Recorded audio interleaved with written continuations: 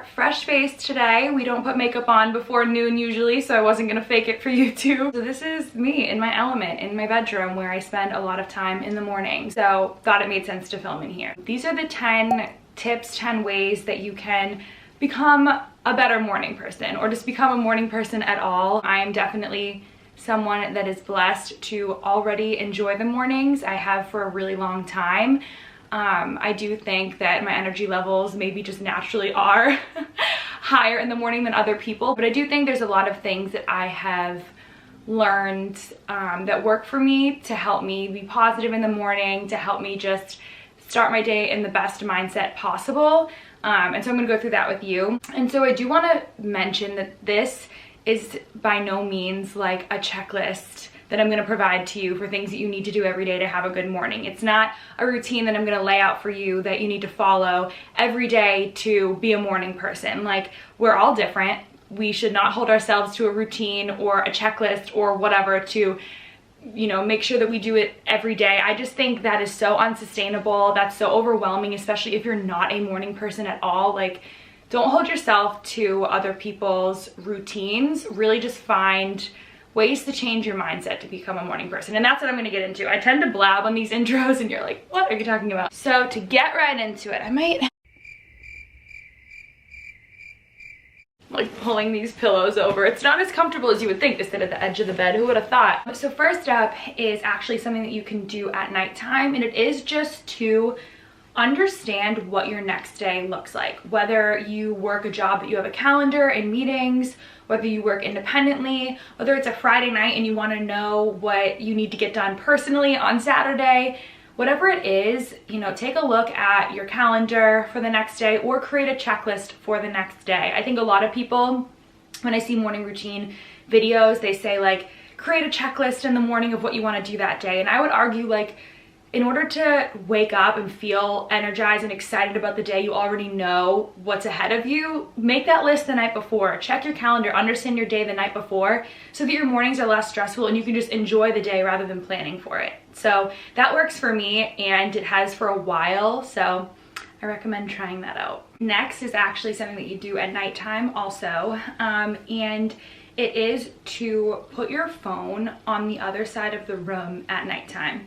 I know a lot of people say keep your phone in the kitchen, keep your phone in just another room entirely so that you don't use it, but there's a reason I think keeping it in the room on the other side of the room is a better decision, and I'll explain why. One, it's just better to not have your phone next to you at nighttime. I 100% still do a good amount of the time. I try so hard to put it away, read and just fall asleep reading, fall asleep even just watching TV, I feel like is better than staring at my screen and absorbing social media. I try to do a lot of different things to force myself not to be on my phone at night because it just gives you a better night's sleep anyway. But the reason that I say keeping it on the other side of the room is best is because when you set your alarm, it forces you to get up in the morning and shut it off. This is a great trick, especially if you're someone that not only you're not a morning person, but you really struggle just to actually get physically out of your bed in the morning. Because I think some people are morning people, but they just have to get over that initial hump of waking up. And so it's a great way to force you out of bed to get up, to shut your phone off. Just a little trick or tip, however you want to look at it, for having a better morning. So next is something that you can do in the morning, and it is to understand and kind of take note, whether it's mental note, whether you choose to write this down, whatever works for you, but take note of how you feel right when you wake up in the morning. And I'm not going to say take note and then change it, change your mindset, or understand that you're feeling anxious and twist your mind to be positive. I hate that. I hate that people say like your attitude is a choice or your mindset is something you can change with a positive outlook or whatever. Like, I am a very positive person and I believe in spreading positivity, but I also believe that if you're having that cloud of anxiety hovering over you, sometimes you can't get rid of it, and it's okay. So for me, I have just started to take note of days that I'm waking up feeling a little bit depressed, days that I'm waking up feeling more anxious, more stressed out.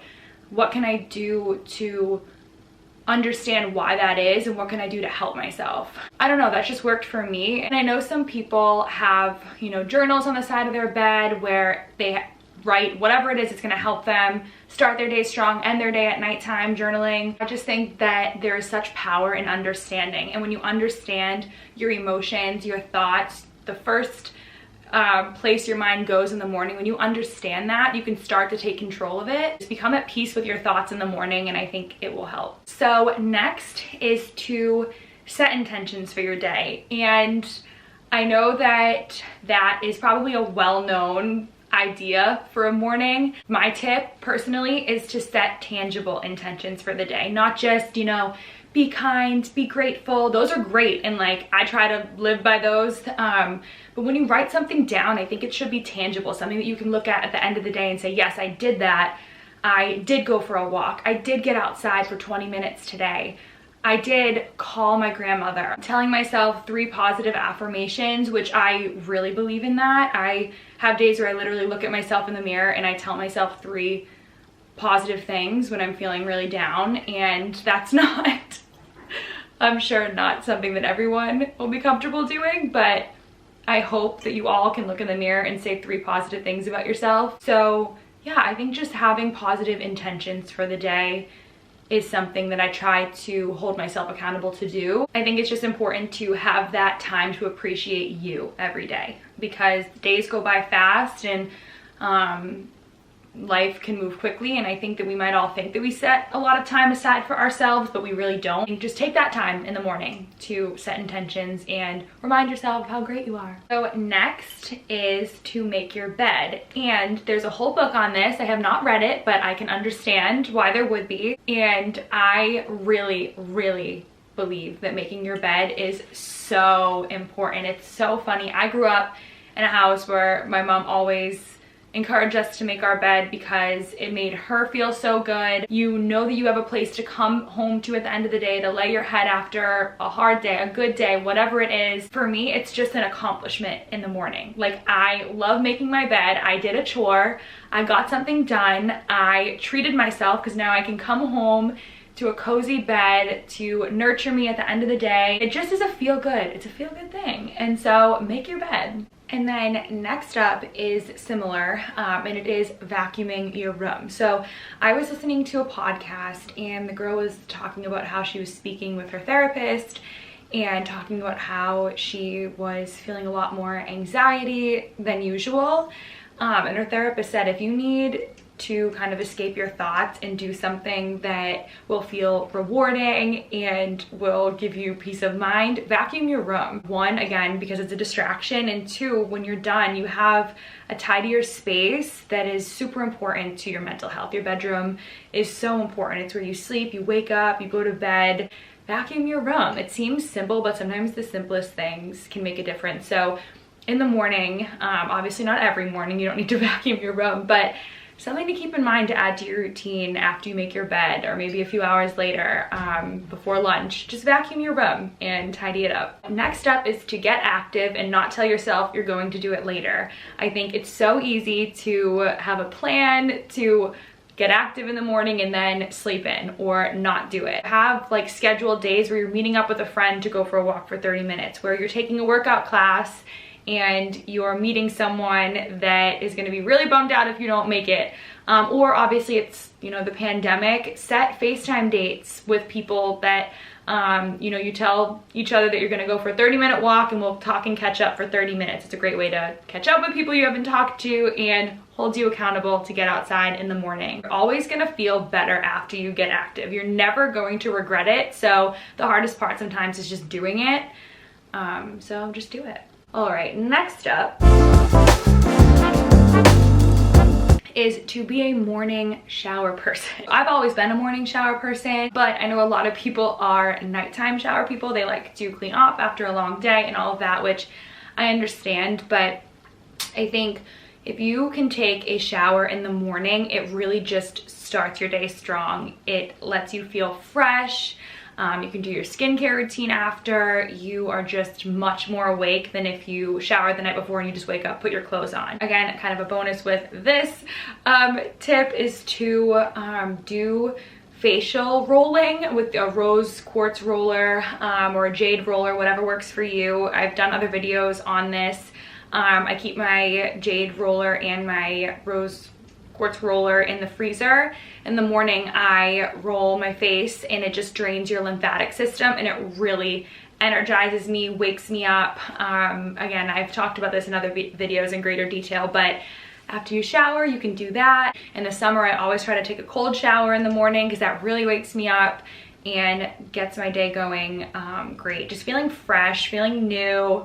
You can set those intentions in the shower. There you go, 2 birds, 1 stone. So I don't know, just be a morning shower person. Try it out if you've always showered at night, and it could change your day around. Next is to drink a cup of cold ice water before anything else. I know that a lot of people swear by warm lemon water, which I've done before too. I prefer to do warm lemon water at night because to me, I know it's really good for your digestive system, but warm lemon water really makes me cozy and sleepy.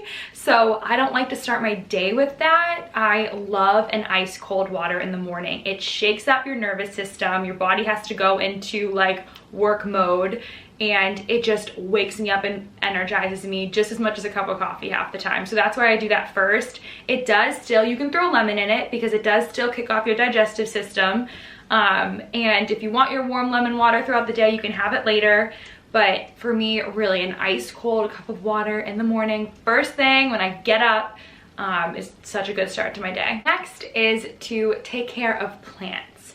So as you've probably seen in my other videos, if you've watched, every room has a plant in it. And obviously I'm not watering my plants every day. Houseplants don't need that kind of love and care, but something that I love doing in the morning is just taking care of something. Obviously we have a dog, and I'm taking care of myself a lot of times, but there's just, again, something rewarding about caring for something. And I really love watering my plants. I think it's therapeutic.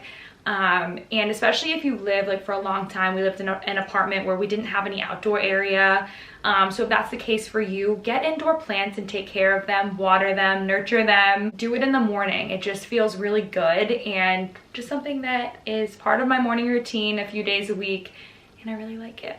Last on the list is to make time for creativity in the mornings. Whether it's 30 minutes or 5 minutes, make time to be creative. I read somewhere once that you should write down a new idea or concept at least once a day.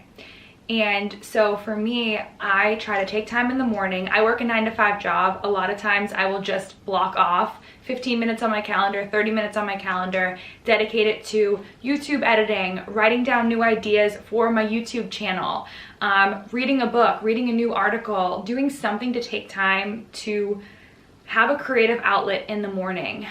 The day goes by fast. I know I keep saying that, and what you do in the morning can just set the tone for the day. So I just believe that creativity is so important, and we can all get into such a routine where we're going through our lives, meeting the demands of our jobs, getting into a cycle where we're not being creative. And I think setting that time aside to be creative in the morning, whatever it is, whether you're taking up a new hobby, practice that for 30 minutes in the morning. You know, whatever it is for you that resonates in a creative way, like just do it and make the time for yourself. It is important to be selfish and do things that bring you joy, that feed your soul, that allow you to be creative.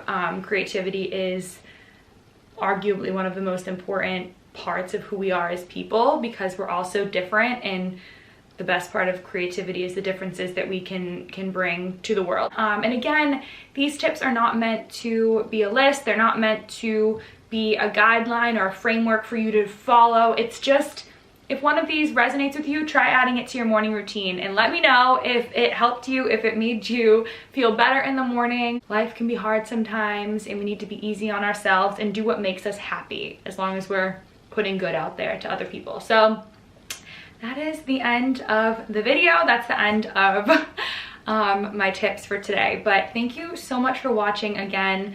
If you like the video, please subscribe, please stick around. Let me know what other kinds of videos you want to see. I'm trying to be creative and think of fun ideas, but I want to just bring good to this platform from my life. So hopefully I'm doing that already, and I'm going to continue to do that. So thank you so much for watching, and I will see you in the next video. So I can learn how to